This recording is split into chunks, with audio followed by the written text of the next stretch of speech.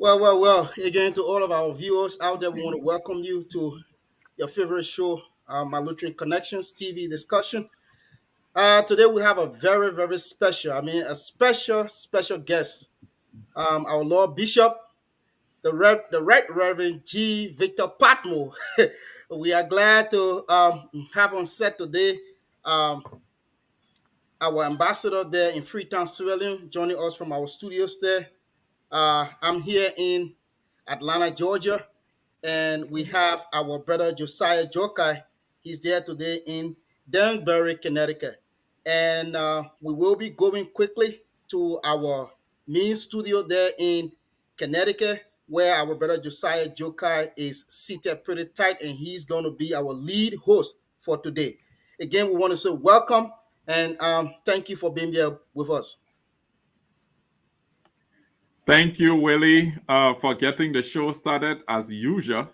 And before I even introduce the topic and our guest today, let me use the opportunity to say thank you, Willie, for a job well done.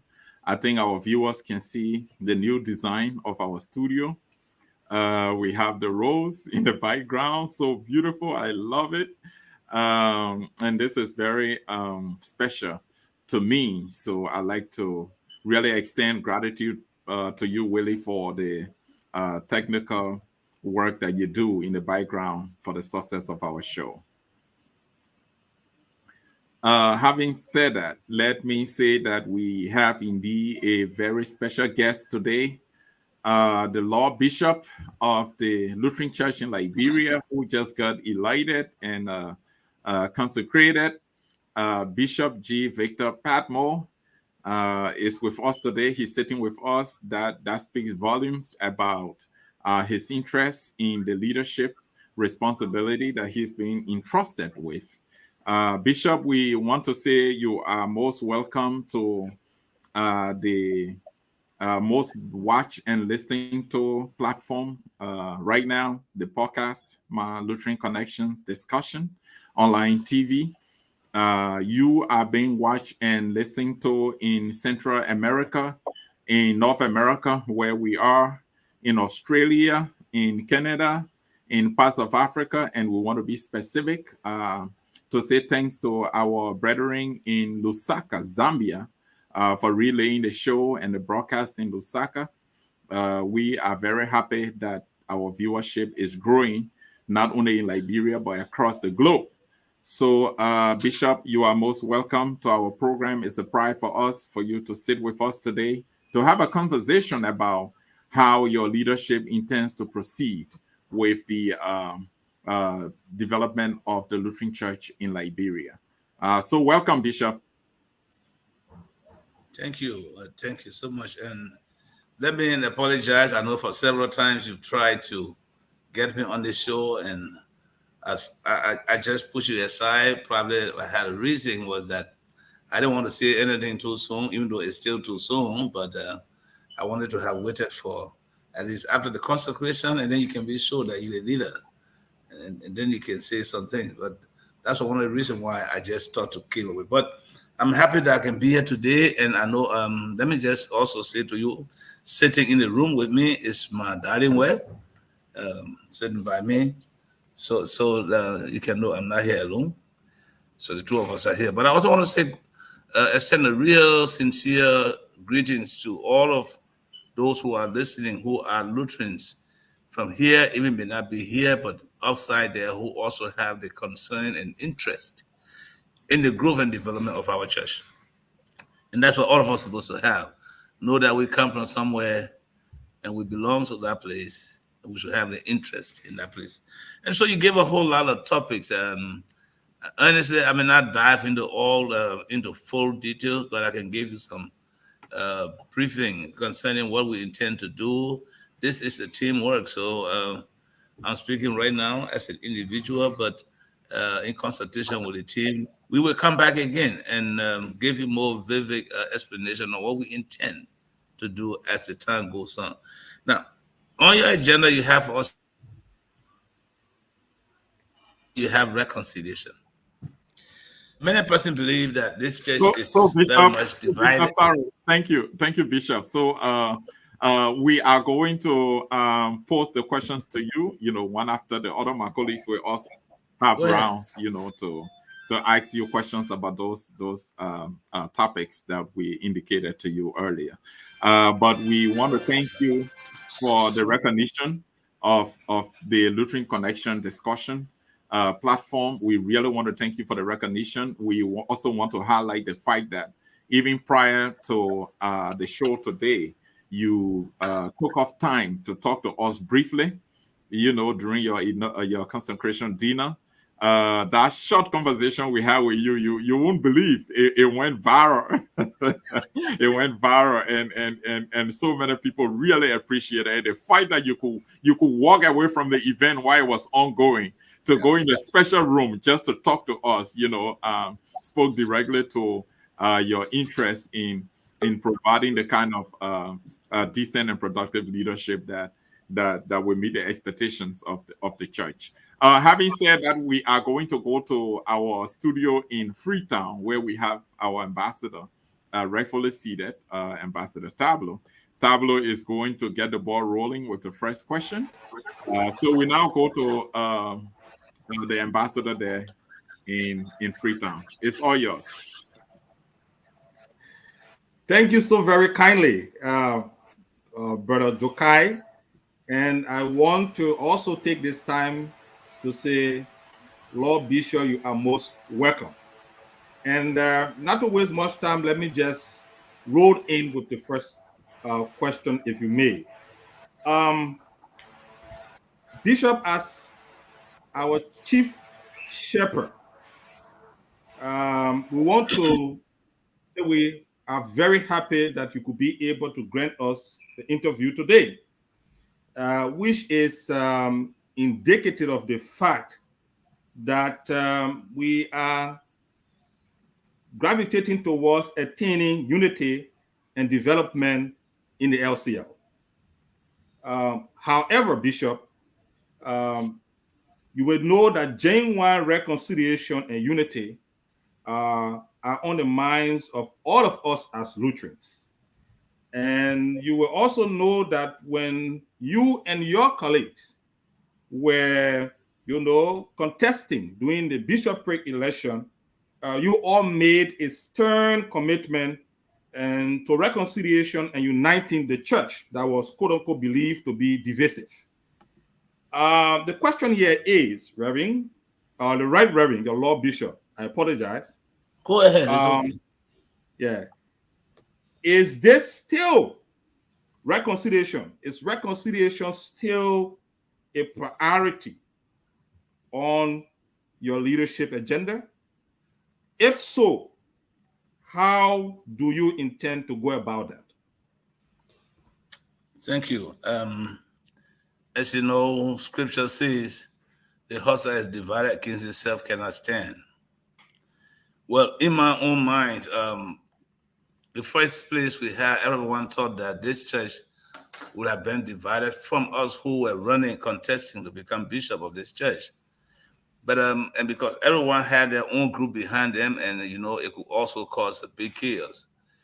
But I'm thankful to God that from that level, all of the places we went, I tried to instill in my colleagues that we had to make our supporters to know that we were not fighting. And so they needed not to fight. So in fact, everywhere we went, I opened the corridor where we hugged each other and shook each other's hand. Everywhere we went, in Bapolo, in Grand Cru, so that people would know that we were not fighting. And this was demonstrated, as you all know, from the convention. At the convention, we still carry out the same attitude. Even though I know that the convention ended the way people didn't think it was going to end, because people thought that there would have been a big chaos and all kind of fighting, but it didn't happen. Despite that, there are still people who have some little hoist. And those I think we need to consider. I already started talking with people in bits and pieces. Jerry and all of you, what I want to say to you people, reconciliation is expensive. I hope you know that. The way we have seen it in this church, some big gathering are calls and people go there and say they were reconciling, but that still didn't help. The way I have started it, is I've gone and I will continue to go to those places where I feel people feel disenchanted and see how we can put the pieces together. I started that with St. Matthew, as you all know, where a whole lot of people from our church, from that church, was suspended by the past leadership because of something that happened. I have been waiting on the time when I will be enthroned to finally handle the issue, to lay that to rest. Part of our reconciliation program is also to look at, we also have a conflict, not conflict per se, but a problem here in Liberia, in the Lutheran church, with people who are Lutherans in the diaspora, your status and our status. People are wondering, are you still a member of the Lutheran church? And so the way I taught to look at that, and we look at that is, we, in our revision of our constitution, we need to have something stipulated as to some of us who are pastors or other people go for leave. What is the duration of our leave? What is the start of a leave? So those things, when it is based on our constitution, we don't have a problem with those things. So if one of the ways to do that is to revise this constitution that we have that is fighting itself. That's what I believe. I'm using Liberian English. It's not in coherence with itself. It's causing most of the trouble we have. Already, as I speak to you, we have begun formulating the Constitution Revision Committee that's supposed to start work before the 15th of this month. But I've already planned in the way, because we don't have the funding to call for big gathering of reconciliation. So doing our parish and district tour, we're going to start from there. In the district, those parishes that are there that have problems, a misunderstanding, we deal with it from those levels. If there are some that becomes national, we sit down on the national table. But that time it will have reduced to a lower number that will not cause us so much funding, since we don't even have it. Yes, if we are not united, if we don't reconcile with each other, it will be difficult to implement what we want. So we're going to use every means possible to make sure people come together. At the consecration, I told everybody, it's happening, but I don't really envision the way how people think that this church is divided. I don't see it like that. So I believe that all of us will come to one common ground and say to us, yes, I got hurt, I bear hurt, I feel like this, but for the sake of our church, we need to move on. So I'm looking at that. It's important, because I will not succeed, we will not succeed, you and I will not succeed if we remain divided. But thank God, at that consecration, all of those who were there, who were former contestants, proved to me that we can move forward. And I hope you guys who are outside we can also find a way to discuss. You can suggest to me some better ways of why it is our major aim, but we also need suggestions from you to see how we can better do it. Like I said, one person cannot do this. Thank you, Reverend. Reverend Bishop G. Victor Padmore. Pardon me, we are still getting adjusted, and as we go ahead, we try to get comfortable. Jerry, I don't want an Episcopal contempt. Jerry, I believe if you don't become a reverend, you cannot become a bishop. So I don't have to worry about calling me reverend. In fact, right now I'm still signing people and seeing Reverend Padmore, so I don't have problem. It's taking myself time, so. Yeah. Okay, so Jerry, Bishop, you are of less concern. Jerry, you are of less concern when it comes to the bishopric. So Bishop doesn't have problem with the way you call him. Okay. Our Lord Bishop, you spoke a lot on reconciliation, and I like the way you presented the matter, and it's very obvious for the fact that now you are sitting at the highest office of the church, so you almost, I don't want to say a twin mother, but a mother of many, a father of many, and so you have to ensure that you play all of the role. I thought that listening to you in part, mentioning, the way in which you intend to go about the whole issue of reconciliation, moving into the various, districts, our diaconal districts, and then trying to have conversations there with the brethren. As a follow-up to this, Bishop Padmore. Hello, Bishop? Yeah, I'm hearing you. Okay, as a follow-up to this, Bishop Padmore, we would like to know from you, in terms of answering the how, we would like to know from you, Bishop Padmore, are you thinking on if we'll call it a government of inclusion? Um, how are you deciding to have all of the district represented on your team? Because as you rightly stated, you cannot do it alone, and we all know that, and we are waiting to help. But you will have to give us a roadmap. And can you, briefly elaborate the roadmap so we understand, especially as it relates to inclusion? I said to you earlier, we got a turnover just in 2 days ago. We're working on it, right? But from the onset, I have said to people, this is a government of inclusion. We want to make sure that every district has a role to play. Because in the first place, if we don't decentralize the work of the church, we can do all from the central administration. Even the preaching points, I was saying to the evangelists who felt that they were left out, most of our report come from the preaching point. They need to be a part of the whole process. So today, I will not give you that full roadmap because I'm still working on it. But I have, even those who contested, we have a way of seeing how we can get together, share. Everyone who ran to become bishop of this church has something good in his or her mind that they thought they could implement to make this church go forward. If even because some people say, well, what position you give the person? I may not give position, maybe not. But I can also include in my itinerary of administration some of those views that they had that I think can be useful for this church. And together we can implement it. That's another way. So yeah, we're trying to reorganize our district, re-instruct our deans and other officials of the district to see how together we can move this church, even not only with the preaching ministry, but all of the programs we have in this church needs to be decentralized.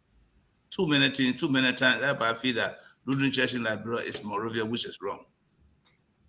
The church must be felt by those in the interior, in the rural part of this country. In fact, our church, even though it has some good bases in Moravia because of people who work there are financially potent, but our church has its real base in the interior, and we must concentrate and see how we can have them involved in the process. We're still working on that. Okay, Ambassador, thank you so much for that section of questioning about reconciliation and unity in the church. Obviously, that's cardinal. Is an important first step that I know the bishop's leadership has planned to undertake. And Bishop, thank you for some of those insights you have provided. You will be doing a tour, interacting with the people across the country is quite important, to bringing them closer to your leadership. Let me also add here that we have Reverend Zesta Yapazwa, Bishop, just to inform you. Reverend Yapazwa is one of the co-hosts here, Lutheran Connection TV discussion. Reverend, we want to say welcome, and we will be going to our studio right there in Columbus, Ohio, where you are pretty seated. And it's going to be your time, you have to take this turn now to ask the bishop any questions that you have, Reverend. It's up to you. To ask your boss man. I didn't want to add that. Willie, you are saying that, not me. Reverend is Willie. That's not on me. You can hear me? Yes. Yeah, we can hear you. Well, what is right? That's my Lord. So that's my big law and the small law here. So I respond differently from the way you guys will respond, and my questions are going to be quite different from the way your question will be. So, Willie, he's quite right in the way he talked about it because on the day of the coronation, besides the shepherd rod that was received by the bishop, another rod was handed to him, and that rod is critically used on us before it get to you guys. So I'm going to be careful how I don't be the first person to receive that rod before you guys receive it. So I'm careful about that. But it's good to have you, Bishop Padmore, and I'm excited having you here. And I every time I see you, I'm grateful for your resilience and your strength, your courage to your courage to move on and on. So um, firstly, let me say congratulations again to you. And I know this is now a strange office to you because you've done a lot, even more than serving in this office. It's just about the preferment. So it's good to have you here. And as I as I just got on and listened to your response from the other question asked, I think this church stands to benefit a lot from you as well. In terms of just in your closing or statement from the last question when you said you look forward to even getting those who contested the position with you as well, because you believe they all got some good suggestions of input to move this church forward. That's a brilliant one, and I'm grateful. That helped me in my seat, and I'm going to develop my question in the most proper context to come back with. So I will ask Joe to just give me a mini, and post something else to the bishop, and so I can rephrase my question, because that closing statement from the bishop about calling on believing in himself that everybody who contested with him got something to offer to this church and they should be called upon as well, told me to rephrase the question that I had. So I want Joe to give me 1 second or 1 minute while he asking some other question, and I'll come back to my question.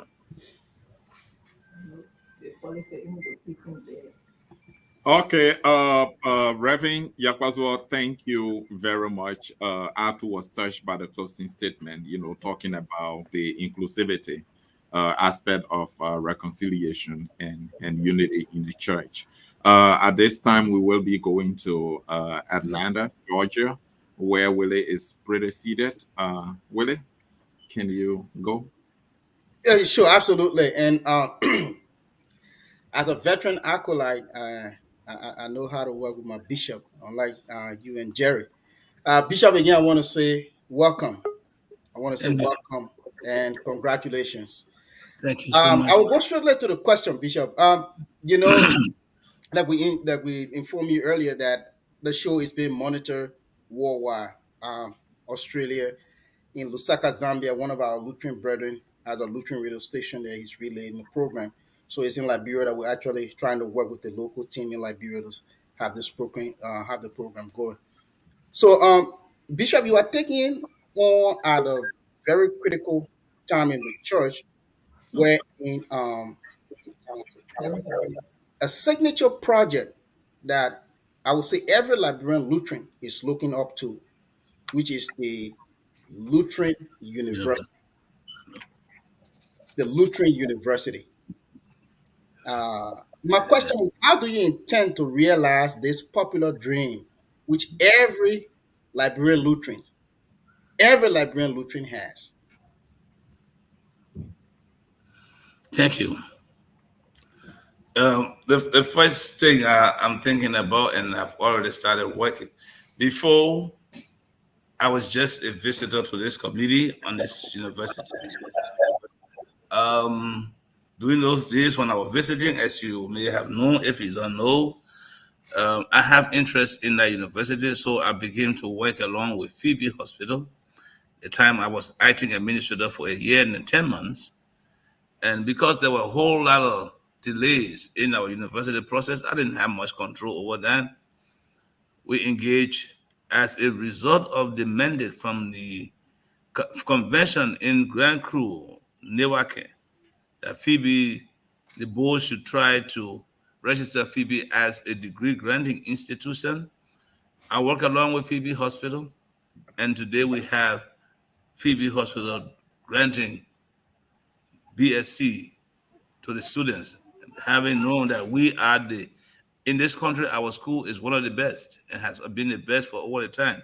So you can, and when we met with the High Commission, one of our problem was, point was, while we work on the LUL, Phoebe is a college, And the minute the university is finalized, we ship straight on the university. So during the coronation time, I met with Adia's people.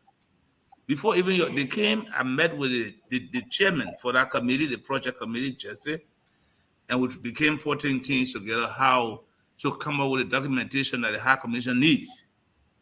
And so we became that. And when the team from Aliyah came, we almost finalized that. And so in the next week or two, we're going to be having people from all around different universities and things to have a retreat, to develop our, I don't know how you call it, but our curriculum for that university. That's one of the things that is holding back. Develop a curriculum, find qualified teachers, and article incorporation. We already solved the article incorporation thing because LCL already has it. But if the High Commission will require that we do that, we will do that for the university. So already we are working. So if you ask me how I intend to go about that, I intend to join other people. You can't be just a single person and say you can do this. All of the other universities and churches at the high university, we intend to, that's what we are doing. We are liaising with them to get some way out. So I'm sure between now and the end of July or August, I want us to be in front of the High Commission with those documentation. I have given Jessica and the committee straight instruction that I want them, because this is a heartbeat for all of you sitting there looking at me. All you want to hear me say, but I can tell you, I have my heart in it. But even at that, the university is paramount.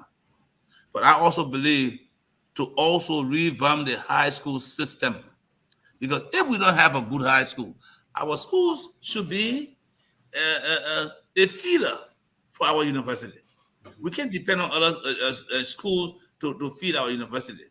And therefore, when you hear me talking about moral integrity, we need schools that will have integrity, that we had LTI before.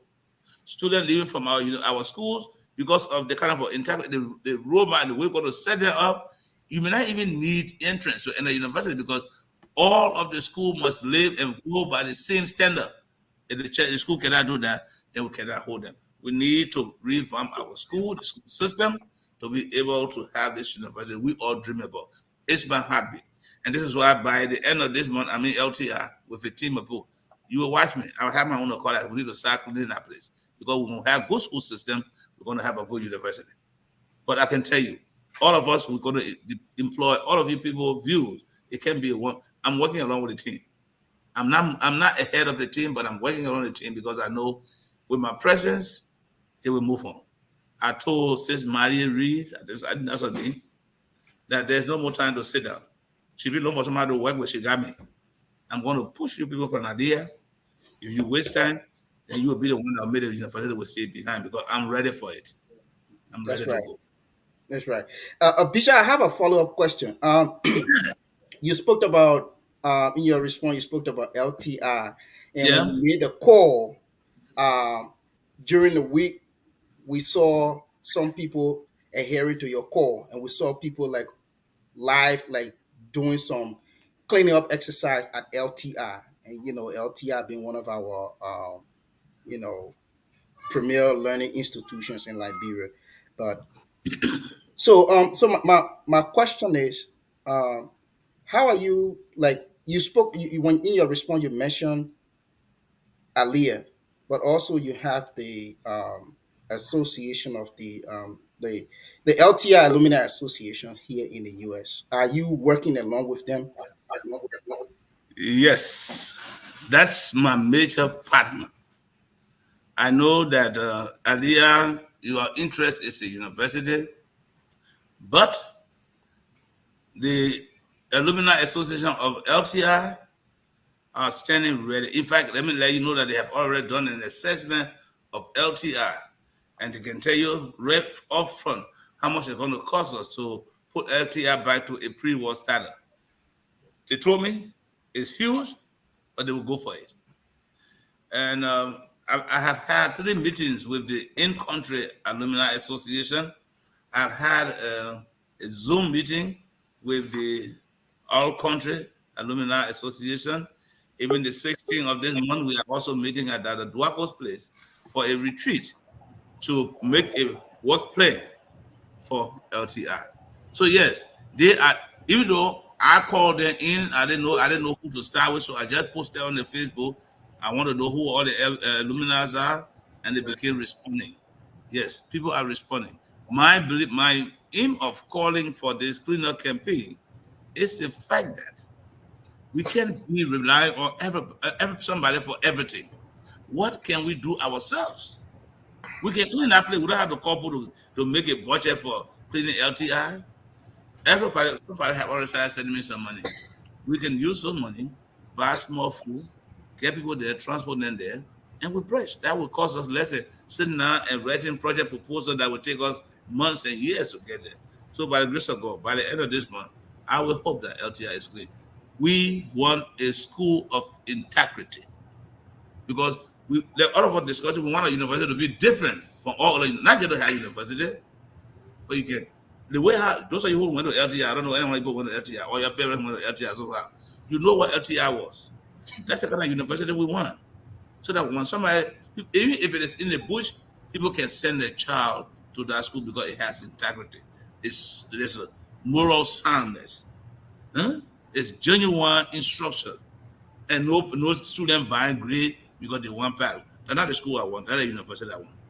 I want a university that even if I don't complete it, but when it comes up, Lutheran Church in Liberia will be proud they got a university. Moral soundness. Yeah. Definitely. Bishop. Yeah. About that. And I know all of my colleagues here appreciate that comment a whole lot because when we unpack it, we know what it means for the students coming. You know, the students, the expected students for the Lutheran University will know what it means. LTI will be producing some of them. I know we're still going to have the secondary education, vocational tech education at the LTI, yes. And so we know what it means when they are matriculating to newly established Lutheran University when they come from LTI. So yes, it's a subject of interest. We are supposed to go to the ambassador in Freetown, but we will hold on with that a little bit because Abel is here and Bishop. Let me indicate that Abel is one of the co-hosts on the show. We didn't introduce him earlier. Abel just returned from the US, so I'm sure he's trying to catch up in Liberia. That's why he joined us lately. Abel is going to go next with his question. And the reason why we're taking Abel's question is because his question is related to the subject that was just discussed. The question that Willie asked about our educational and healthcare institutions, the recovery process. So we will go back to Monrovia. Ambassador, please hold on a little bit. We will go back to Monrovia to hear from Abel. Abel, is your time of questioning. So take it from here. But just before Abel go, I want to say something. Abel, can you wait for me 1 minute? Yes, Bishop, please go ahead. Yes, we're talking about the schools, the system. It's not only LTI that we're looking at. No problem. All of our schools in this country that you call Lutheran school, our dream for those schools is that when you graduate a student from one of our high schools, they should have skills that can help them, even if they don't have a government job, they can live on. Coupled with our moral discipline, we should also discipline them in such a way where Abel is one of those persons who is working hard on such a thing in this country. I want that instilled in every school. Our curriculum must carry it. And when we are going to revamp the system, I will want to see the curriculum for all of the schools. If your school doesn't have some way of building the skill and ability of the people, then you can't be the school that the Lutheran Church will run. Go ahead, Bishop. I got you, Bishop. You are quite right. And that's the point I was making when I introduced the dimension of TVEC. That's the technical vocational education. Yeah, don't worry. It's there. I know that as a country, we have not succeeded in achieving that in the country. There have been efforts made, but not to an appreciable level. If the church, the LCL can prioritize that under your leadership, that would be very good because people will be graduating Students will be graduating with skills, that will make them marketable as well, while thinking about other forms of tertiary education. But we will go back to Abel right now, Bishop. Abel will Yeah. have another round of questioning. And folks, if you are just tuning in, this is my Lutheran Connections TV online discussion. This is the premier Lutheran communication platform right now. We are present everywhere globally and in Liberia.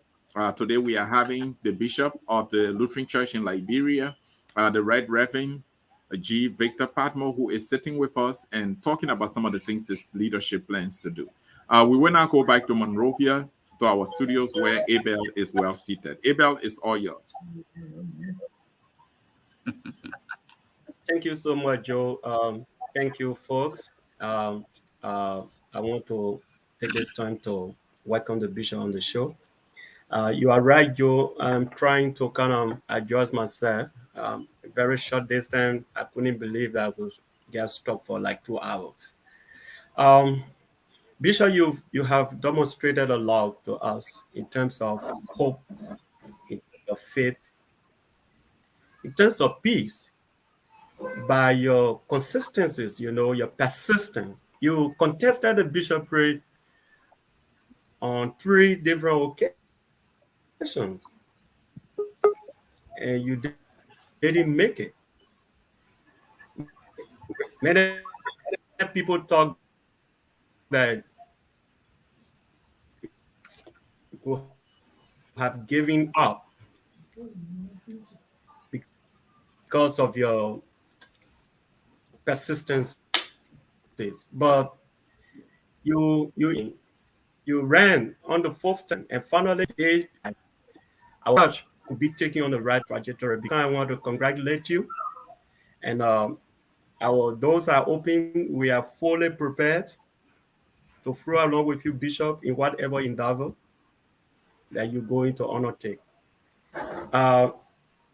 We see all of our institutions. Will just ask about the Lutheran Training Institute. We have the current Lutheran Hospital. We have the Phoebe Hospital and School of Nursing. And we have many other institutions. We see that these institutions are desperately struggling. There's no secret about it.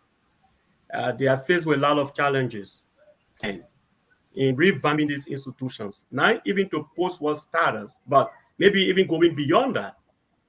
But would you mind just telling the listening private bishop how you're going to do this? What are your strategy? What are the strategy that you're going to put into place to revamp the institution in the midst of the global challenges, economic challenges that we face right now, specifically Liberia, and in particular the Lutheran Church in Liberia? Well, thank you. You're talking it to me. I said to say you think I alone supposed to do it. What do you think? I thought you would say that. I thought you would say that. Well, from the day one, I said to all of us, this is a joint initiative. Well, for me, the first thing for your question, we need to call people of like minds. Let's sit down and brainstorm. What's the best way out? It can't be me. I have a way, and that's my first way. That just today I was in the church. I was even telling, do we have carpenter? Do we have mason? Do we have technicians here? Get ready to organize yourself as a corporation, because we have to do everything we can do. But yes, there are some things we need to do, and I know you all know that our church, I'm using the Liberian word, is financially bereaved. What do we need to do, Abel? We all need to sit together and decide our way out. One of those things I said is that we have to do it. We have to start ourselves. The last time I was talking, I said from the sermon, the partner gave me, it's good that you're not going to be dependent on partner. No, that's not what I said. What I'm saying is that what can we start? And we ask people to help us to move on. We can't just sit there and fold our hands and open it to people. Abel, you are doing very well in this country. Within the church circle, in the community circle. I need you. You have to tell me how to improve the educational system in this church like you're doing already. I need you. All the guys sitting up there has an idea. And like I said, we just took over a few days ago. Get ready. Maybe I will call for the show so we all can discuss our way forward. We need to put our ideas together. This is no time for one person. Don't ever sit there and say, oh, the bishop is there, and how he going to do it? I cannot do it for you. I will lead the way, but I will need your own intervention as well. In this place, look at our institution, our hospitals. Phoebe Hospital is one. We are in a big limbo with the government of Liberia. Why? Because we're not able to do it for ourselves. We don't want to do it for ourselves. But I'm sure there are other hospitals in this country that are not getting full support from government. They are running. How are they running? Are the questions we're beginning to answer. When I was acting as administrator for Phoebe, we went to all of these hospitals to find out how are they managing it. What we are not doing in most of our institutions is that since we don't have monitors, nobody monitoring the affairs, people are not accountable. People are not living an integrity life. They do anything. We must monitor and hold people responsible for what is placed into their charge. When we do that, I am sure when we are open to those who even helping us right now, when we are accountable for what they're giving us, with the integrity, we'll get it. Look, there's no time to appease people. You my brother, you don't do the right thing. You didn't do the right thing. The church should not be keeping you there to kill the church. The school should not be keeping you there to kill the school. And we've got to be careful with that. We don't care whether people will say, oh, this is no pick and choose, gentlemen. Where the church is right now, we're not firm and stern about things. We'll remain here or we'll go behind more than this. Please, I beg you people, we can manage it. We can make it. I told Phoebe, we have a plan B. And our plan B is me. I'm saying it on the public media, I know other people listening. I am sure in some time from now, the government may want to withdraw from us. So if we're not prepared to stand for ourselves, we will get there when the water have caught us to our neck and it's late for us to move. We better start planning now. People around, they are poor, but they can manage. When people are transferred from Phoebe to Uganda, they pay. So why can't we encourage them to pay here at Phoebe? We must just be able to control and manage and give account of what they go pay to us. We can manage it. The hospitals, and even if it calls for us to say, well, our employee rule is so high, reshuffle, come to a kind of acceptable amount of, don't just have for working sick, they're not doing anything. Sorry, this is a very hard one. Nobody want to hear that. But if we just have people sitting down because we want people to be employed, and they're not, three men doing one man job, we're wasting our time. Those are something we have to go back. You were talking about taking stock just for that way we start on the stock. We got some people who are here that are not doing anything, and they are costing us for nothing expensive.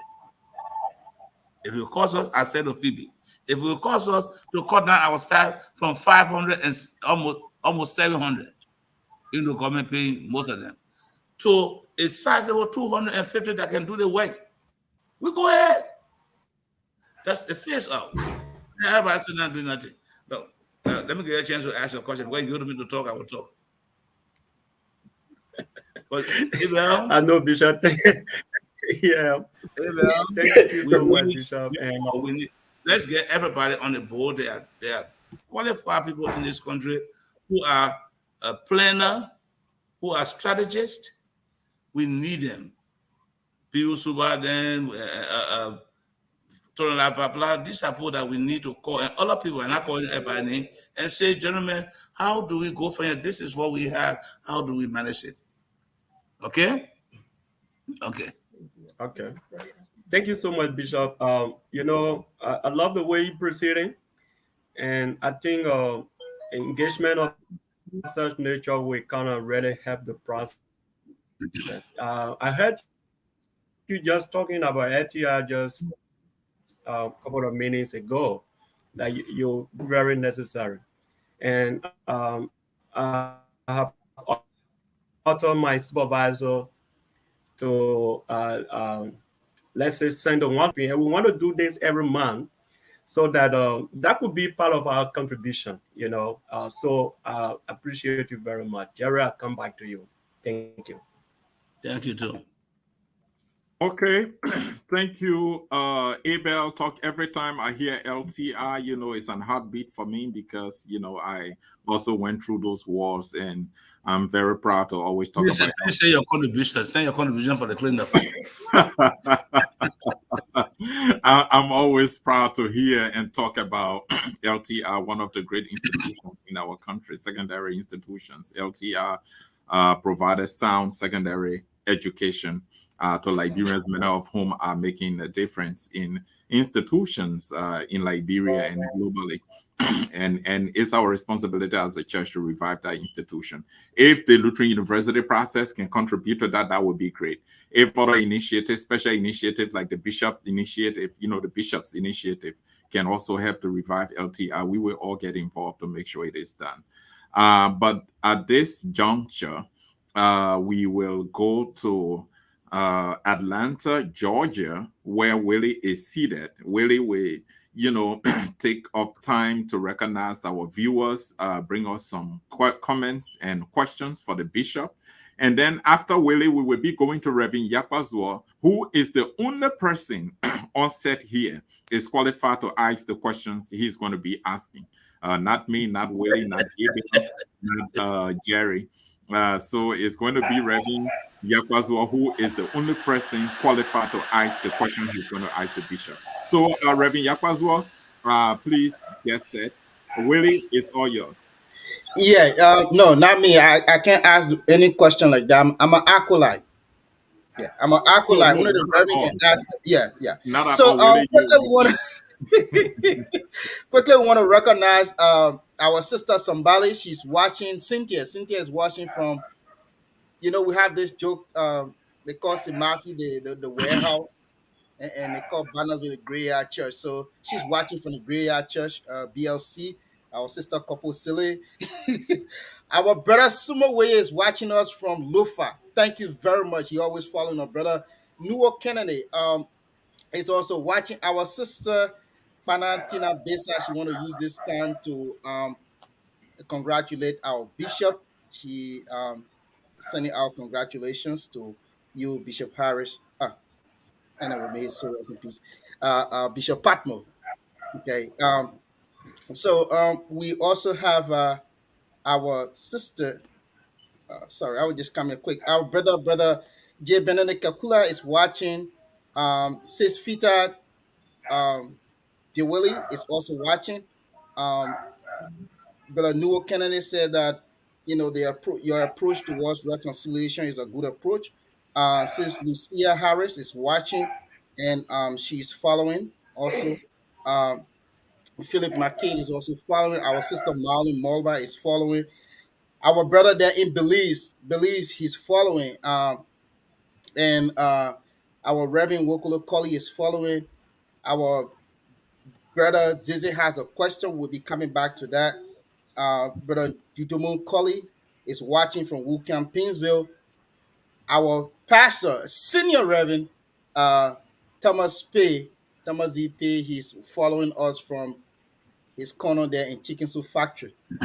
Uh, uh, our brother Daniel Jantet is following. Our senior brother Sonny George is following, and Sister Bindu is following. And also, your nephew would like to congratulate you. Uh, Brother Andrew Tillman is following. Brother Moses Cole. Moses Cole is one of our partners. He's there in Liberia. Brother Moses Cole is following.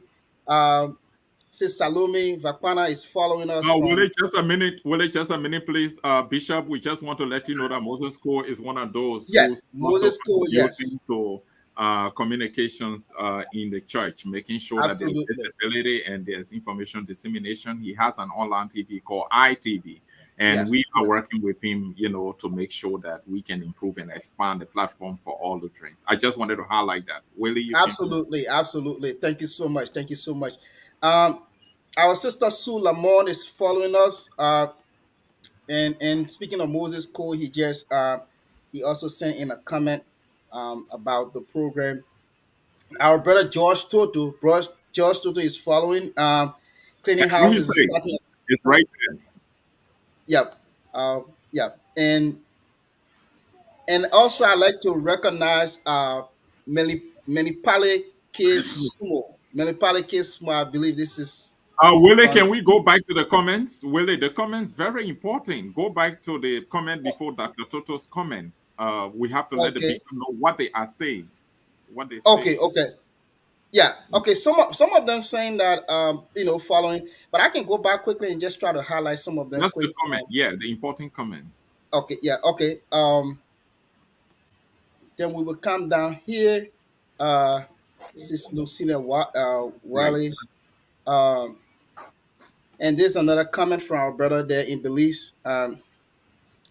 And he has a comment on I there. continue to hear the Lord Bishop say we are working on it. The working on it process should have been 75 to 85% in full swing. You know, we got to highlight these kinds of comments for the Right, bishop. right, right. And I That, know that's Bishop. a very I'm reading the process. comment. I'm reading the comment myself. Oh, I'm reading. great, Okay, great, Bishop is great, taking Bishop. cue.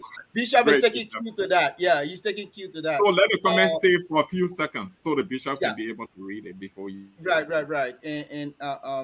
Rich Kid is saying, there's no Kennedy. Uh, Brother Sonny George is watching with keen interest. Yeah, we highlighted Brother George. G. Victor Johnson. When I saw G. Victor, I had to take a little bit of time. Yeah. Uh, and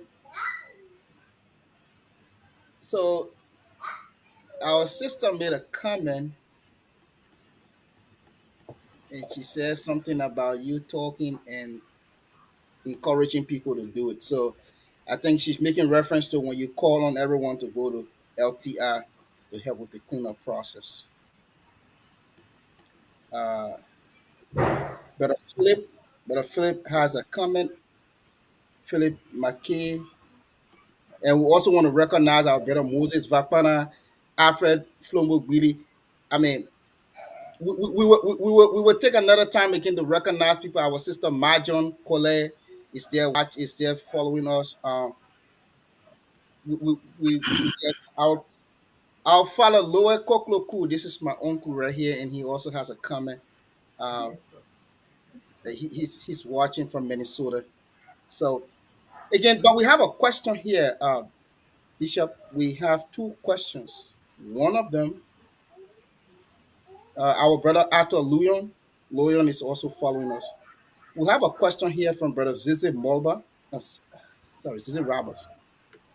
So Brother Zizi Robert has a question, and he said, before one can run for a public office, there is a roadmap or manifesto on which said candidate is coming on. He or she should hit the ground ready and running. Gone at a time for procrastination and doing it that I way. agree. So he had a question there asking for is there a roadmap? So he was asking for your roadmap. I remember seeing that question. Yeah. So maybe you can just take note of that, Bishop. And there is a question here too from brother. Uh, sorry, the comments are many. I will just go quickly. Okay, brother Judomu Colley. He has a question. I think too. He said, "Are you going to do this because of resources constraint or the issue of productivity?" Okay, so let me just go from the beginning. He said, "Bishop, I appreciate your ideas for reform in our institutions. Oh, in our institutions, but don't you think it's soon to cut down soon in such economic condition?" So he's asking if you are going to do this based on. Uh, You want me to respond? um. Okay. Bishop, you So can take note of those things as you see yeah, them on the you can screen, take note and of later them on on the screen. you Yeah. can Then comment yeah on later some of them. on. Yeah, Yeah. Okay. when it's Okay. All right. necessary. And one of your pastors is watching. He's watching religiously. Um, and pretty much, and we will just have this congratulation message from Brother Moses Cole, and then we will go back to our lead host there in Dunbury, Connecticut. Right.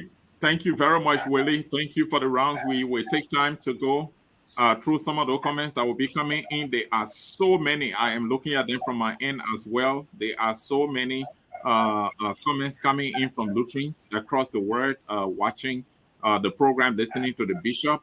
You have several congratulatory messages, Bishop, and many of them appreciate you for even starting by sitting with us. This is a mark of accountability that you've demonstrated, the way, the level of openness, you're approaching your leadership with, and we really appreciate that.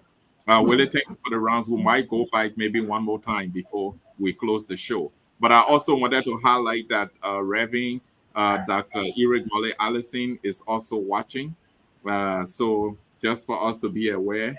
And I also read that Dr. Toto, Josh Toto, is also interested in the cleaning house approach the bishop highlighted. But the bishop will elaborate more on that when Reverend Yafazua asks his question. So to waste no time, we will now go to Columbus, Ohio, where Reverend Yafazua is well seated in our studio, and he will be going with his round of questioning. Reverend, it's all yours.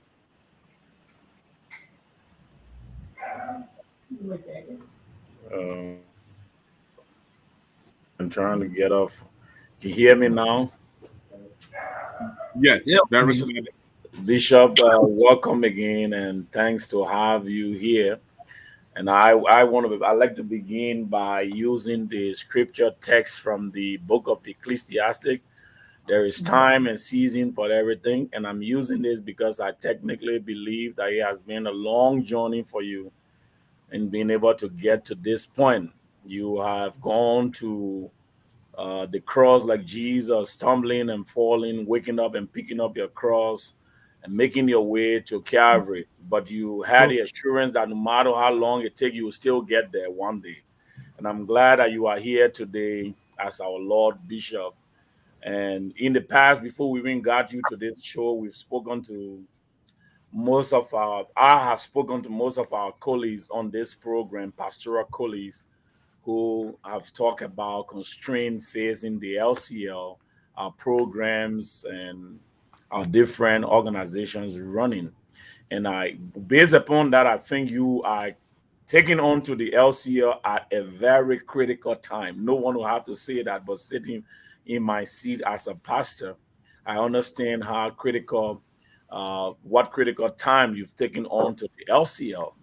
And that tells me how much work you have to do. And I'm so appreciated that you already started addressing it in the form and manner you are addressing these situations. So can you just give us further clues as to how, with all of the budgetary constraints that are facing our Vera entities, our Vera programs, some of the extra strategies? I know you started talking about some of them already that were answering my question about you can't have 3 persons doing 1 person job. There's no need. You can have a entity of a staff of 250 person when the entity can only pay 100 person, which tells me exactly what angle of your glasses you're already looking into. Can you just further elaborate on some of the other things you have to do? And I just want to proudly say I did not go to LTI, but my dad went to LTI, and I'm willing to support the LTI program in whatever way, because my dad told me when he went to LTI, he ate with fork and knife. Not these schools we go to today. So LTI was a very good school, and all of us we want to see it come back to pre-war status or so. But just back to you, Bishop Padmore. Again, congratulations. And can you just tell us some of the strategies you intend to put into place with all of these, field entities we're currently having by budgetary wise, like our programs. I know our HIV programs. Let me just help you in then. Our HIV program, our Lutheran, you can call it stuff, LDS program, TV hospital. Just think about them. What are some of the things? I know they're all falling on your lap already. Yeah. All right. Bishop, before you come in, please, I will interrupt and I will ask for Episcopalian forgiveness here from Reverend Yakwazua. Please forgive me. He has got interjection. Yes, and I will make it right now. I think Reverend Yakwazua and I talk about this a little bit, and that is why I was specific to say he's the only one who can ask the question.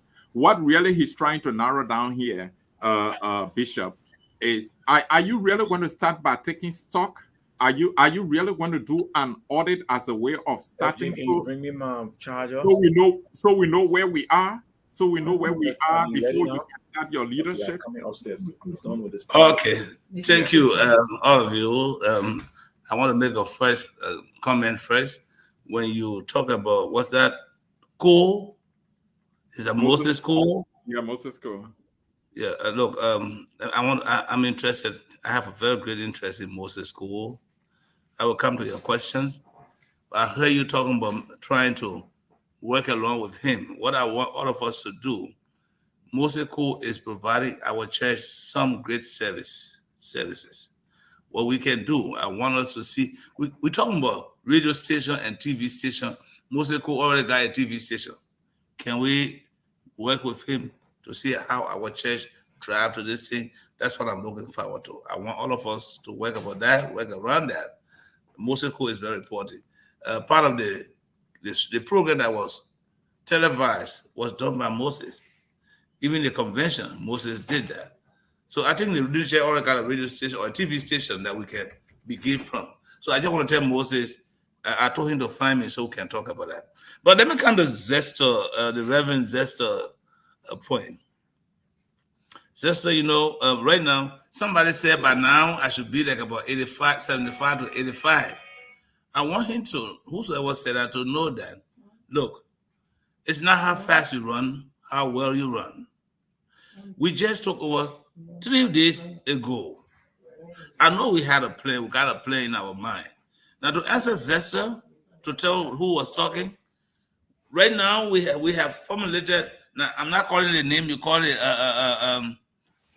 Joker, you call it audit, I'm calling it a verification team. We have a team that we have asked people to help us verify from programs to program. That when those things are done, it will tell us where we have lapses, where we have strength, and how can we address the lapses. Like I was saying, somebody asked the question, do I want to cut down staff right now in this kind of financial thing? No, I'm not saying right now. But if it calls for sustainability, then yes, we have to do that. But yes, we intend to, look, I didn't want to say this, but I had to say on this radio. I don't want you guys tomorrow to tell me, say, you sat down over millions of dollars in this church. It's good to let you know what we're coming in power to control. So we're going to make that verification. We're going to work along with our outgoing leadership to make the verification. Look at some of the plans, some of the lease agreement, some of those programs, how are they going? What is causing their shutdown? We need to know that too. From there, we can be able to plan for a move on. I'm sure if those who are sponsoring these programs for us, who are the funder, are satisfied with our accountability, our integrity, I think they will still support us. So we need to follow them. Yes, that's the way to start. The way to start with all these challenges, we don't have the money, but we must start in a way to let people know what we have, how have we managed, what was given to us, and what is the status of this church. I don't know it for now. I don't even know the financial balance of this church where I'm sitting. How do I know that? We have to verify, right? So we're going to make the verification. I'm not calling it audit. I'm calling it verification. Whatever trend it takes, we will have to know how our programs are being run, who fund them, why are they shutting down, and from there, we're going to pick up and move forward. But I got good assurance from our donors and partners that as long as we remain open and accountable, they will support us.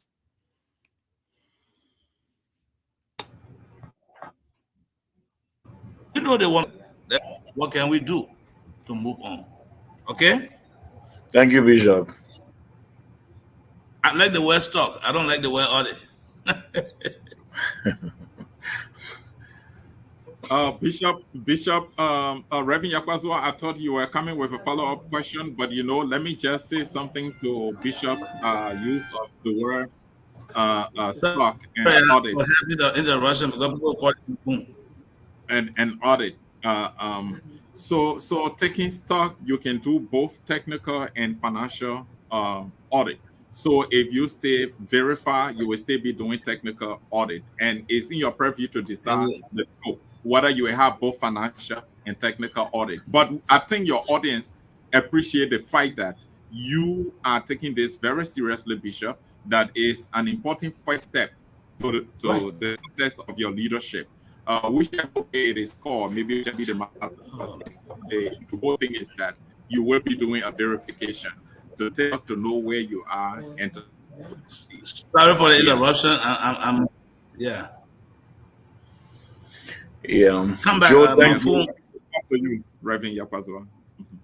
Yeah, no, thank you. And Follow. you expect that I'm going to be one of the leads in asking a couple of questions here today because you have my immediate boss on this platform tonight.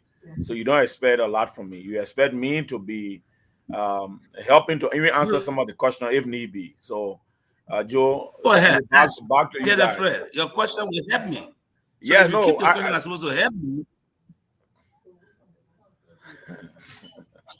But Yeah. like Bishop Padmore said, my question is supposed to help him. But again, in Bishop Padmore response to a few of the questions from the early, start of the show, placed me in a position that makes me think I need to just watch because tells me that he's on the right footing, and if he begins in that path, our church is on the right footing because there's a lot that we need to do to move this church.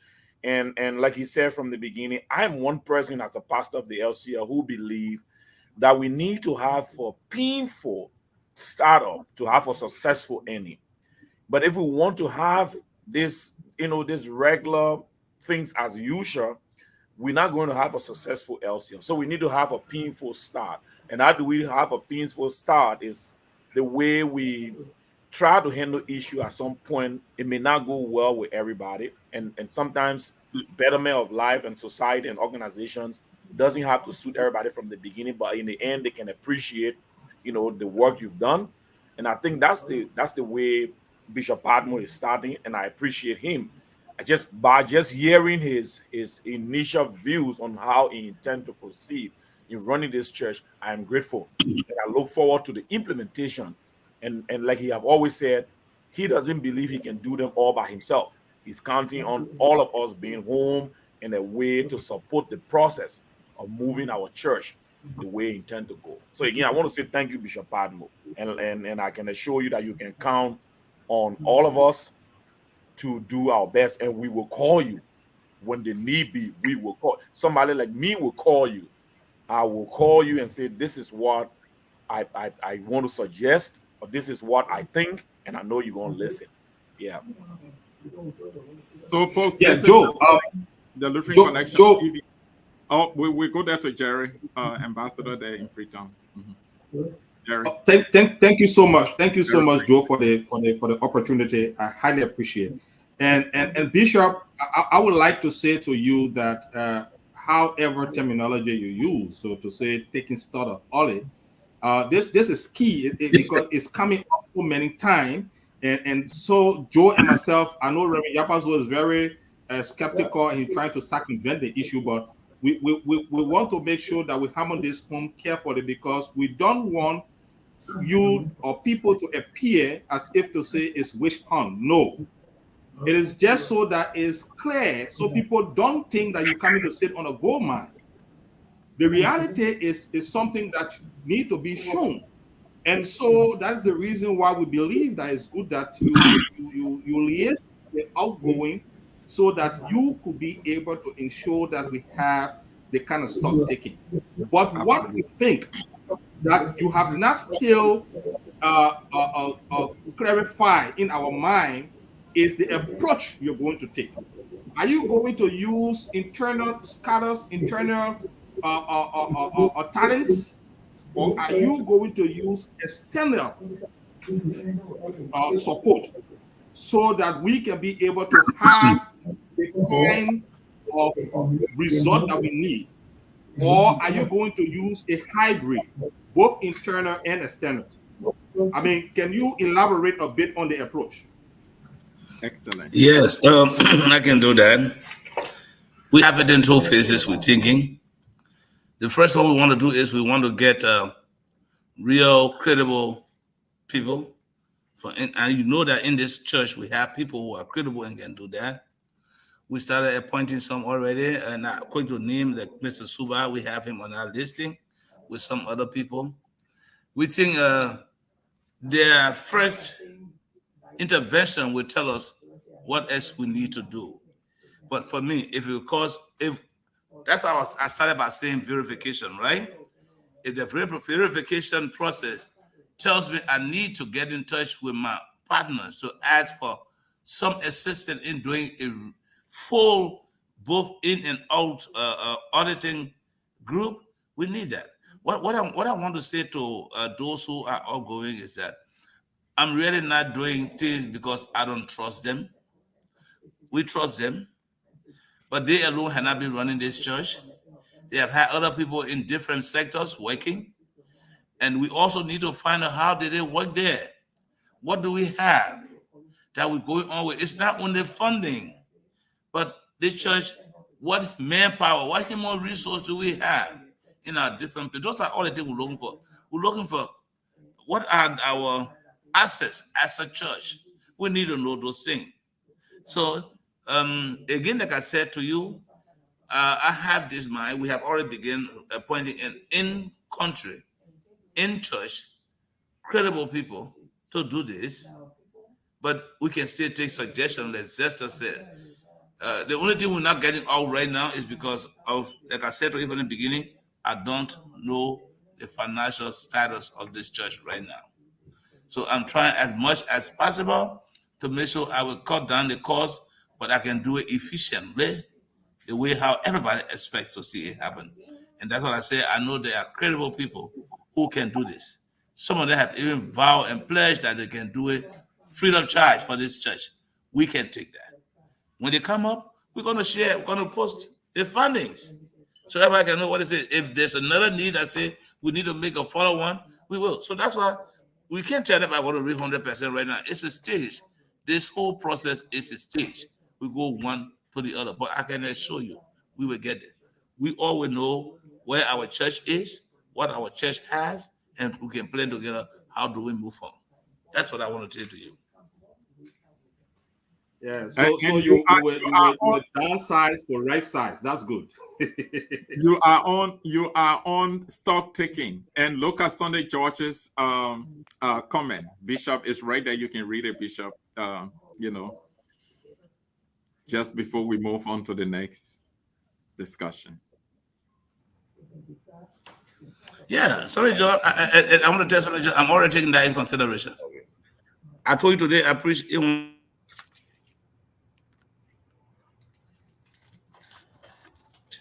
I want to know the professionals. We, in our different professional areas, we can make our contribution. Sonny Joy, yes, I'm taking that into consideration. From the beginning, when I started campaigning, I said to you, we need everybody's skills and talent. You know we're going to follow it. We'll find it out. So it's nothing hidden. Sonny Joy, I agree. We'll take that map up and see what we have, who we have. And our church is rich with, and we're professionals. We are rich. Maybe the only problem is I feel, and that's my feeling. In most cases, we are not involved people in what we do. So they say that they're not there, but they are there. We have to find them and see what we can do. Right. Thank you so much, Bishop. Thank you, Jerry, for that last question. Yeah, it actually jived with my thought, and I'm glad that you raised it because it was quite important for the bishop to elaborate on the approach, and we are glad that he has already started, taking some actions in that direction, appointing a team that will be carrying out an efficient and effective verification process. I think that would be helpful, not only to his leadership, but to the church, because I don't recall the last time we had any major verification process like that when the new leadership took over, for us to know where we are in terms of our financial standing, our economic standing, in terms of the projects and programs, in terms of employee size, of the church and everything. That is quite important in terms of mobilizing resources and getting support of partners, and donors. That's quite important. So, Bishop, thank you for providing those insights. We are on the last segment of our show, and it is 1 hour 15 minutes since we started. We're not going to keep the bishop here for more than 1 hour 30 minutes. The last 15 minutes, Bishop, I am going to take time now to ask the last question. I'm going to ask the last question, and after the last question, we are going to take rounds to make our closing statements, and after that, we will have you make your final statement, and then you will bless the show. You will do the benediction as the Lord Bishop for the show. Here is it. Here's my question, and this is how I'll begin it, Bishop. We are. Please don't forget, Joe, that we may take 1 or 2 calls so we can prepare the bishop for that. There may be some people who may want to speak with the bishop via phone. Go ahead. Calls. I thought we never had calls because the numbers are rolling. I know every time we have calls, we just take the calls. But since the numbers been rolling, we haven't had calls yet. So we will discuss, like you said. And if the bishop permits, probably we can add additional 15 minutes because we want our viewers to have access as much as possible. So that's appreciated. That angle is appreciated. Bishop, you've demonstrated great leadership, I must admit. Sincerely, I'm really touched by this. The fight that you just took over the last time we pulled you over. I always make reference to that because it's very important. Access is very important. Access is an important aspect of good leadership. You're always accessible. Your people always have access to you. The last time we're on our show, in the middle of it, we talked to Dr. Dennis, and Dr. Dennis pulled you over, from the consecration dinner. That was great. I thought that was great. And you made a commitment that you're going to sit with us today. As a matter of fact, you were the very first person sitting in our studio today. Let me admit that. Let me confess. Probably my team will not appreciate it, but let me confess, it's good to speak the truth. Bishop was the first sitting in our studio today, and we met him sitting here when we all agreed to be here at 3:30. We want to congratulate you for that. It speaks volumes to the character that you have, the leadership quality. But Bishop, all of the things you have talked about, all the things you want to undertake, talking about reviving the education sector of our church, secondary, tertiary education, talking about reviving our healthcare institutions, talking about promoting unity and reconciliation in the church. An important factor that will facilitate this process is communication.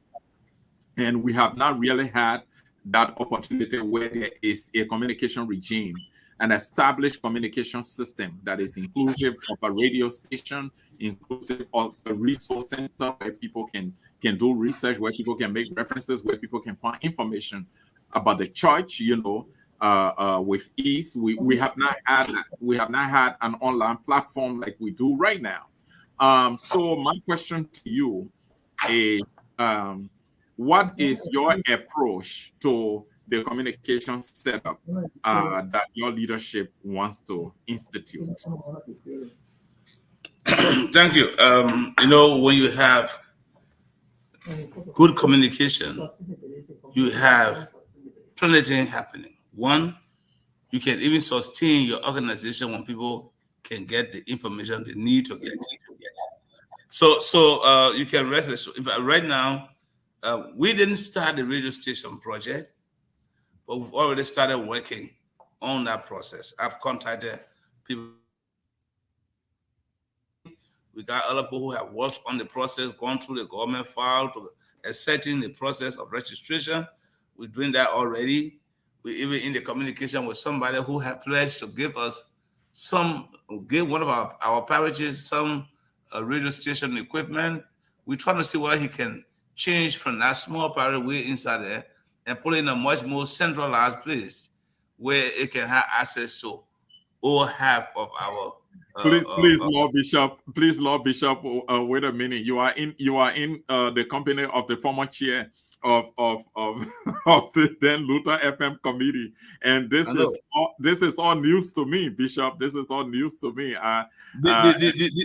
They are underground news. You asked me that, I'm bringing it up.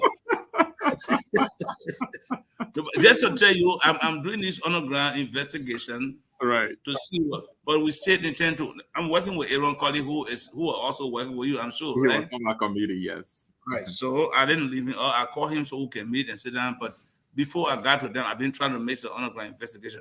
But more importantly, during the convention, the Lutheran Church launched a website, which is good for communication as well. The radio station is there, but that website should be structured in a way that all of our progress and project implementations are placed there for outsider to see what we are doing. Everybody may not be able to get the radio station. Everybody across the world will not be able to get what we see on the radio station. The radio station will help us even promote our evangelism as well. But we are trying to enforce what Dr. Jensen started with this website. So I told him, I asked him 3 days ago, who was the host for that website. So we're trying to work with them and make sure, even if we cut one grass behind the school, we want it on our website so people can know what we're doing. Just the radio station will be there. It's going to take us more time because it's not just an overnight thing, but just like the university, we also had a radio station on our mind. We also have other things like even, is it possible? And many people are thinking, in Moravia, we need one Lutheran help post. Somewhere around there on our command, when the bishop gets sick quickly, we can come down the hill to the help post. We can qualify people, but we're thinking on all of those things. But communication is important because I know when people know what you're doing, when people see what you're doing, they can come to your aid. So, Joker, we have that on our table. What we do is that we plan, we study it, then we move, we act. That's how we're gonna go. Plan, do, study, and act. So that Plan, do, study, and act. Excellent. Yeah. That's very good. So and it's the best way to go. Yeah, because you have to do it effectively. Yeah. So you can be able to see what you have done and what you didn't do, and then you can move on forward. But one question, Mr. Toto, George Toto put on the platform. I want to just say something about that. The question was, what will I do to encourage to persuade those who are in the diaspora to contribute to the social and academic growth of the church? George already knows that. I didn't know about LTI and Lumina. When I got to the position as bishop, even before I was consecrated, I contacted them.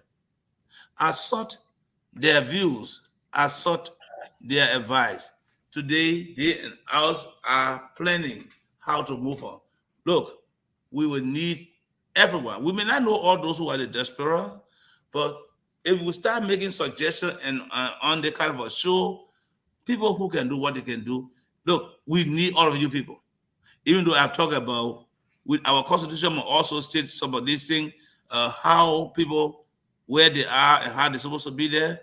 But every one of you are Lutherans from Liberia, and your inputs and support are needed. We will encourage that. Don't feel and say you're not here. You're not here. If this church breaks down, it's your shame also. Give me your advice, and let's see what we move on to. George, you are welcome. Right. So, Bishop, thank you for elaborating so extensively on the question of communication. We know we cannot overemphasize it. This is quite important. You've emphasized that, and I think everybody is going to be happy with the way you intend to approach it. But I just want to let you know that we have to move away a little bit from the former thought in terms of the way we wanted to go about the radio station thing. It has to be an integrated approach now. It has to be an integrated system, like you talk about it. So the website has to be interactive. I agree with you. Once you review the website and ensure that it is interactive, people communicate and get feedback readily. That's very good. Another approach is to have the radio station, and it has to be integrated with this online approach, like the one we are having right now. So those are all new dimensions that must be, captured in whatever technical document that is being produced. And I was just jokingly sharing with you that you are in the company of the former chair of the committee. I was saying that to let you know that there's a lot to it now because times are changing and we have to act accordingly as well. So here is the other thing we want to let you know. Big news for you, Bishop. The management of the Lutheran Connections. Joe, before you break that news, please, we got a call. Oh, Okay, we got a call. Okay, let's take the call. Will it? Yes. Go ahead. Go ahead. Okay, we got a call. Okay, let's take the call. Can you all hear me? yeah, we can hear somehow. Yes, go ahead. We're hearing you. Go ahead. This is Pastor Allison, Eric Molly Allison. I'm calling from Hyde in Pennsylvania.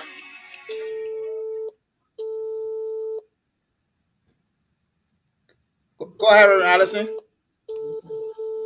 I just want to congratulate my dear brother and colleague, the Right Reverend G. Victor Padmore, Bishop.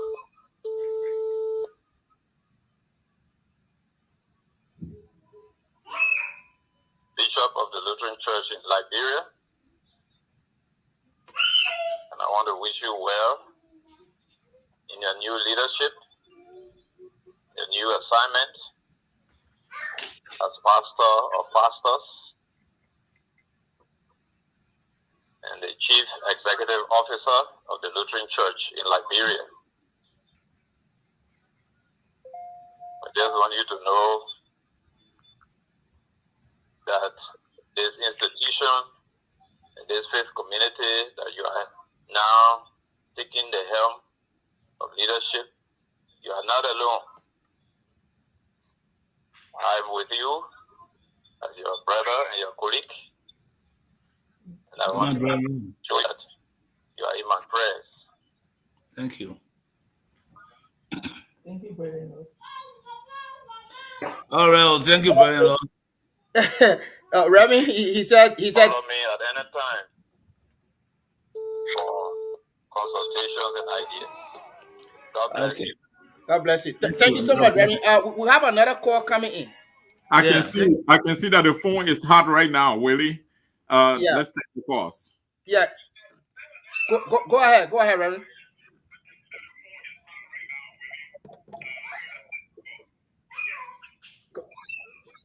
Yeah, go ahead, Reverend. We're listening to you. All right. This is Reverend Dr. Alexander Sumo. I'm calling from. Do you hear me? Yes, we are hearing you. Is everyone hearing him? yeah. Okay. Go ahead, Reverend. Yes, we are hearing you. Is everyone hearing it? Yeah, I just called to congratulate Right Reverend Victor Padmore for the opportunity to serve our church as bishop. And as Reverend Allison said, to be a bishop of the church is sometimes can get lonely, but we want to assure Bishop Padmore that we are all in support.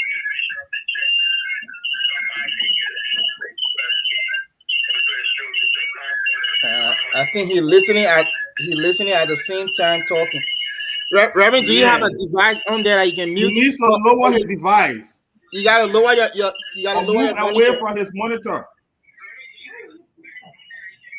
All right, I'll go away from that. I'm going away from the phone. Okay. Do you hear me now? Yes, it's very clear. Go ahead. All right, good. We were hoping that Bishop Padmore will come to the Aliyah Assembly this year, but I'm learning that it's quite difficult to do that. But it will be a blessing to meet him physically here in the United States and to be able to work together to see how much our church can be moved forward. And I think gotten the other of you guys on the show and other of our brothers and sisters across the United States and elsewhere, we are all hoping that our church can get readily up front as it should be and we are all willing to support that. Currently, I just left my former call with Southern Ohio. I'm in Pittsburgh, where I will be leading a conference. So I'm hoping that if Padmore have time to come to the United States, we can have time to sit and talk and see what program and project that we all can support to ensure that our church is visible locally and internationally. And I think he got some level of strength that I know about that he can better bring forward to this leadership. So definitely, Bishop, we are all in support. Thank you and God bless you. Thank you, Thank Doctor. you so much, Reverend Small. Thank you so much. Yeah. Okay. Thanks to everybody, Reverend Sumo, Reverend Allison, for those commitments and beautiful comments. So Sorry to interrupt. We have a call coming in. Go ahead. let's take the call. Beautiful comment. Sorry to interrupt. We have a call coming in. Go ahead. Let's take the call. Hello? Sorry. Tell the caller to please move away from the monitor.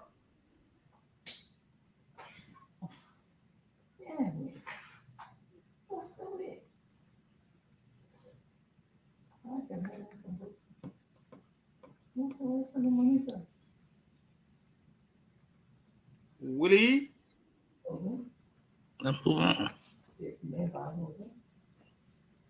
Okay, all right. We will take calls when they come in. I said we're not going to keep the bishop up to 1 hour 30 minutes, but we are constrained by the overwhelming comments and questions and people wanting to call.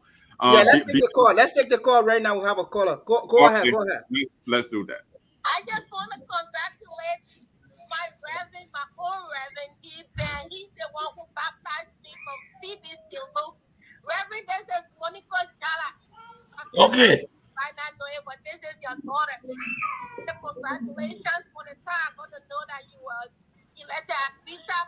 I started rejoicing, being happy for you. Congratulations, and may God bless you. I know you got this. You got this.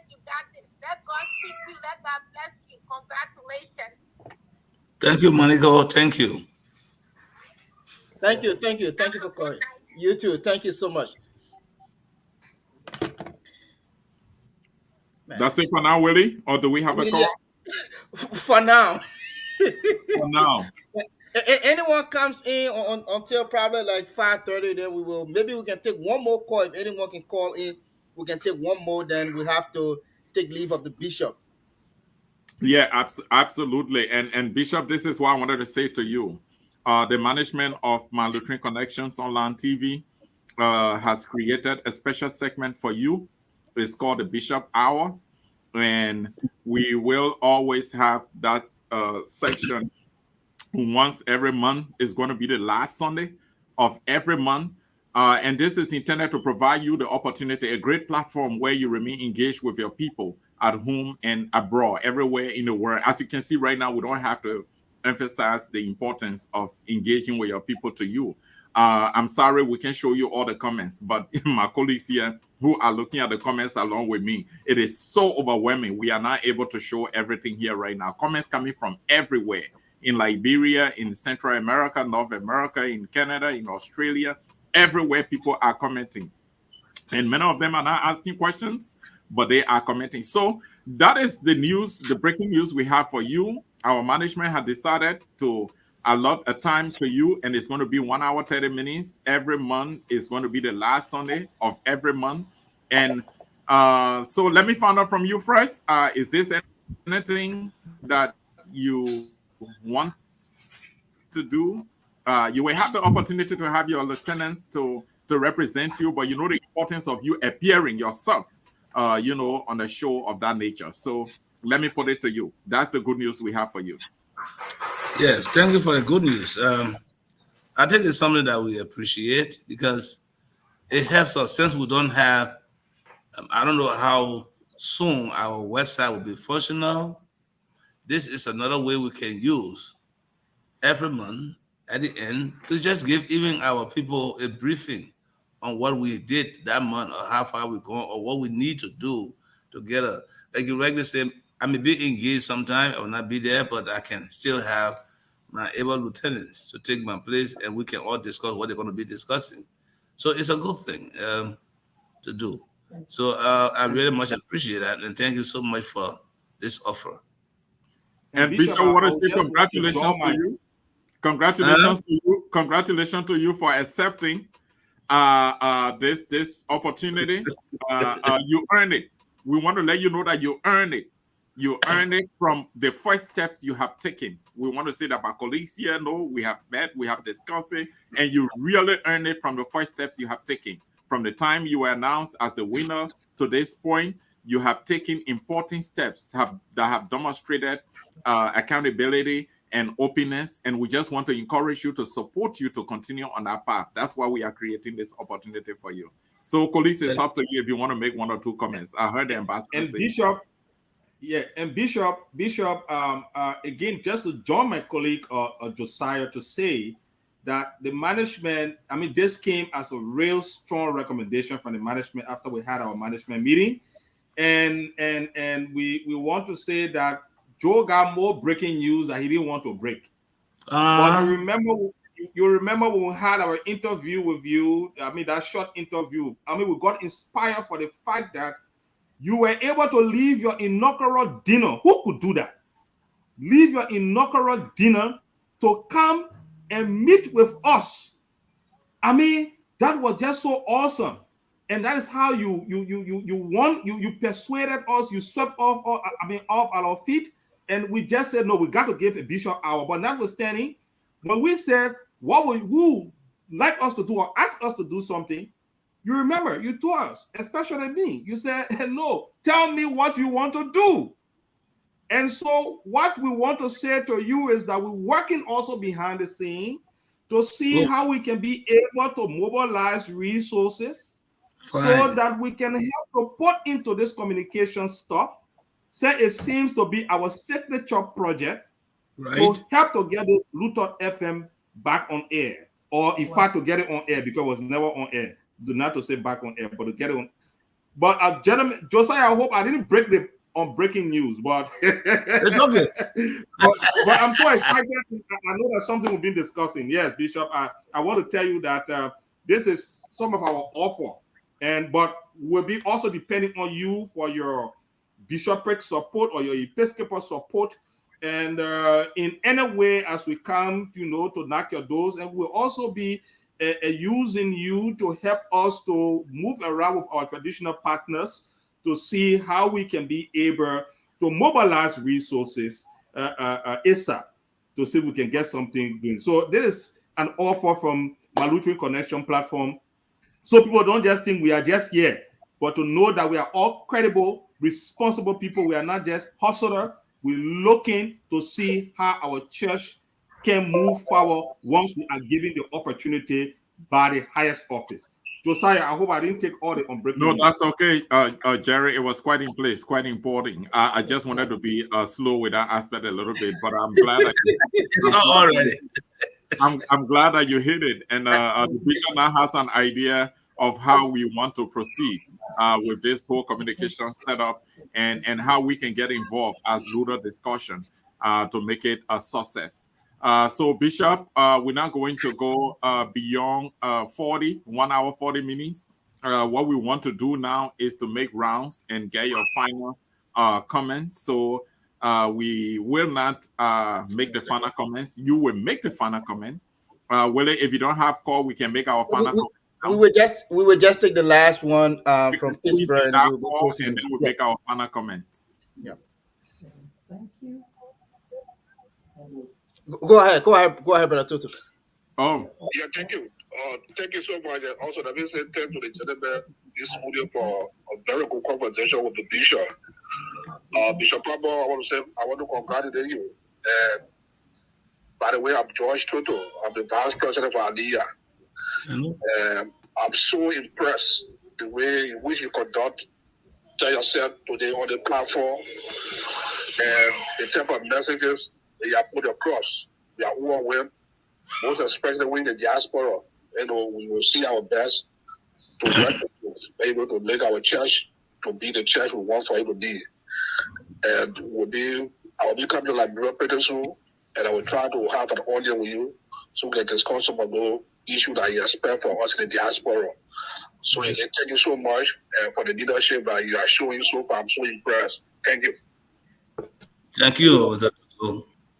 Let me add that Jerry said that he will be meeting with you just as he indicated in his call, but he has problem with somebody, and when he comes to Liberia, he will let you know who that person is and what the problem is. It's indicated in his comment. I told you the comments are so overwhelming. We'll fix it. There you go. We'll fix it. Okay, yeah, George Tutu, yeah. Yeah, I hope you appreciate the fact that I relay your message in detail. Right. So right now we will wrap up. We will make our final comments. We will go to Abel there in Monrovia, and from Abel we will go to the ambassador in Freetown. It's just 1 minute each, and then from there we go to Willie. 1 minute I will go, and then Bishop. When Bishop speaks, the show will end. Right after the Bishop speaks, the show will end. So right now we'll go to Abel. Abel, are you there? Can you hear us?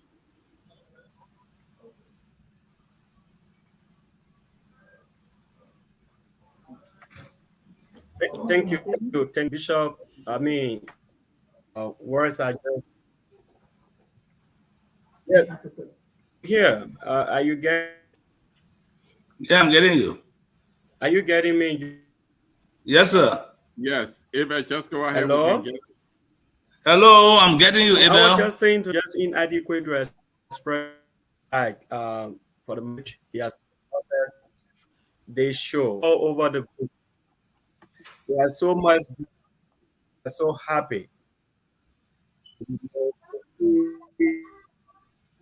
to see the beat taking time out of the schedule to come and talk with them. There is hardly the bishop spoke at another. Take for instance the issue of that. I think this time we can better in process of the radio station. I think we are on continue from here sooner or later.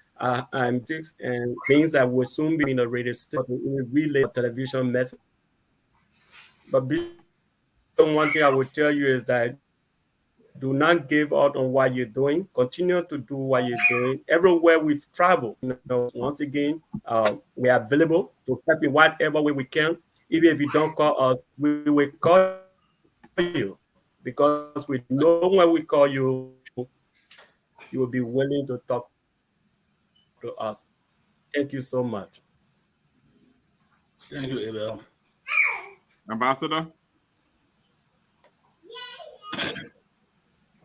Wow. Bishop, we cannot express the usual cliche. Let me use it. Words are inadequate to express how happy we are. And we really want to appreciate our mother who is sitting behind you. We know she's your backbone. She may not be physically shown on the show, but I know she's listening and following and passing some of the answers to you as you're answering us and the people I know. Come on, man. Ambassador, they call it teamwork. Ambassador, they call it teamwork. That's the bishop's assistant. So, but anyway, Bishop, on a serious note, we want to say thank you, and we think that for the Lutheran Connection platform, we think that you are on the right trajectory, and we will be there to make sure that we help you to promote the church, to develop the church, because we can only be able to be used as a vehicle to helping you to do that. But I must let you know also, Bishop, with your permission, with your prayers, we'll continue on to also check and do fact checking on your administration. We'll be critical. We are not going to act at it to say we are in a marriage relationship and we're just continuing. No, we are going to be very critical, and we believe that you are open to that, as we can see and we know you got the resilience. And so my Lutheran connection, we just want to let you know that. And I hope when we start getting critical, you won't want to say that, no, that Bishop hour, I'm not coming there again. No, but I mean, it's not to in any way say that, we are going to just look at, as you see, our motto is securing the facts beyond emotions.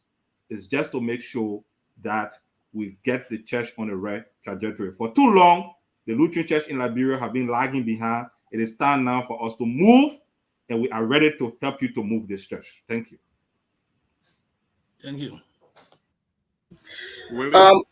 I will just say this quickly. First of all, Bishop, I want to say thank you very much. Thank you very, very much. We have so many areas to help in, and like you said, we should come to you as well, not only us waiting for you to come to us. So when it comes to the website, when it comes to the database management, um, the radio station and everything, like Jesus talked about the parable of talents. So like you have already um, identified that there are so many talents in the LCL, and we are all here to help our church move forward. But I want to say this. I want to say this quickly, just in my closing. Bishop, there is a parable in Loma. I think Brother Abel Lewis will. Yeah, Brother Abel Lewis will help me with this. I will try to say Ebe is the wrong person. Ebe is Pele. Oh, okay, then I think Brother Josiah will help. Maybe I can help. Brother Josiah will help. There's a parable in Loma. I will try to say it. It says, Gazavoy Azuvaya. It takes Drafis. I will just do a direct translation. It takes Drafis to do operation work, or for a surgeon to perform a surgery, you have to be brave, because to just look at someone and cut the skin, you have to be brave before you can do that. So I saw some comments and some question about restructuring, getting the right size of people, administratively, and when it comes to the organization, how to manage a team. I think it would be best, like Reverend Yakwazo said, it would be best to do that than to have a whole bunch and nothing much is being done. So I know very well that you are standing ready if it comes to that point to receive, like people say, to receive the latches, but if that's the right thing to do for our church, Bishop, please go ahead and do it. I would just say thank you very much for accepting our offer, and we've been talking with some of your administrative staff members, and everyone seems to be on the same path. Again, I want to say congratulations, and we look forward to more conversations. Thank you. Thank you, William. Bishop, it was nice. It was nice having you, Bishop. We really appreciate the opportunity. You've made yourself accessible. I don't know if I am a man of few words or not. Jerry wouldn't agree with that. I'm not sure Willie will agree, or even Abel will agree that I am a man of few words, and I'm not sure about that as well. But I just want to say thank you. Your appearance here speaks volumes, and we look forward to hosting you again, as we just offer you the last Sunday every month. We'll work it out with your team, and to make sure that you are here to provide information to your people in terms of how you are proceeding with your leadership, and get feedback from them. Because here, my Lutheran Connections Online TV, we ask the questions. We ensure that we secure the fights beyond emotions. The discussions are very intelligent, are very frank. As much as we are here asking questions, also, Bishop, keep in mind that we are Lutherans. So we are highly interested, like any other Lutheran, in the way the church is being run. And that's the angle from which Jerry reminded you that there will come a time that we will have to ask the critical questions, because we want those answers for the larger audience, not just for us sitting here with you on the show. So we appreciate your being here. Thank you so much, and look forward to seeing you the next time. Once Bishop speaks, Willie, the show ends. Thank you for that honor. I want to say thank you to all of you guys. Look, I think this show has been one of great importance, and that's why I think we should have it once a month. No problem with that. But let me say to Jerry, most of you who know me, you know I'm a critical person. And so I don't have a problem with people being critical with me because that's the only way we can correct the mistakes. The only thing I want to say, don't wait until it's spoiled because you won't be critical. If you notice something happening, call me and let's talk about it. If I can't get along, then put me on the show and put the critical things there. But don't wait until it's spoiled because by the time you win the sport, it'll be difficult sometimes maybe to resurrect. But I'm prepared. I'm willing. Just like I'm waiting, I hope every other person in this church is waiting for the critical mind, the critical attitude. It's not to downgrade anybody, but to put our church at par with universal churches. And that's what we all want to see happen. Thank you so much. Thank you very much. Thank you to even my wife and those who are sitting here with me, waiting for me for almost 2 hours. It has been a nice time, and we enjoyed our time. That God bless you, and God bless the Lutheran Church and Liberia as a whole. In Jesus' precious name. Amen.